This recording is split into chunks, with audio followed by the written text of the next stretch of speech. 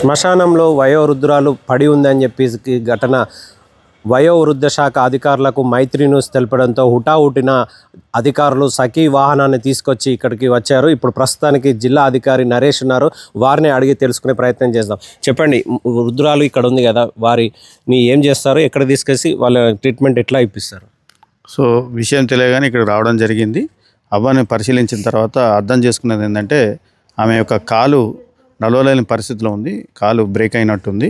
So fracture అయిన సందర్భంలో మొదట ఆమె 3-5 రోజుల నుంచి ఇక్కడే ఉన్న సందర్భంలో కాలకృత్యాలన్నీ ఇక్కడే తీర్చుకుంటుంది. సో అందుకని మొదట అవ్వని మా సఖీ బృందం వారు ఆమెని కొద్దిగా ఫ్రెషప్ చేసిన తర్వాత మన గవర్నమెంట్ హాస్పిటల్లో సంబంధిత వైద్యాధికారికి చూపెట్టి మంచి మేలైన చికిత్స ఇవ్వడం జరుగుతుంది.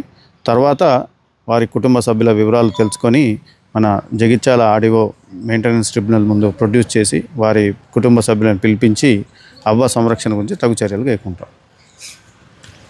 రాజవ్వను ఆసుపత్రికి తరలించి ప్రథమ చికిత్స అందించి ఆమె ఆరోగ్యాల గురించి సరిచూసుకున్న అనంతరం సఖీ సెంటర్కి వృద్ధురాలను తరలిస్తారని చెప్పేసి, అదేవిధంగా వారి కొడుకులను పిలిచి కూడా కౌన్సిలింగ్ ఇప్పించి తగు చర్యలు తీసుకుంటామని చెప్పేసి తెలిపారు. జగిత్యాల నుంచి హరికృష్ణ, మైత్రి న్యూస్.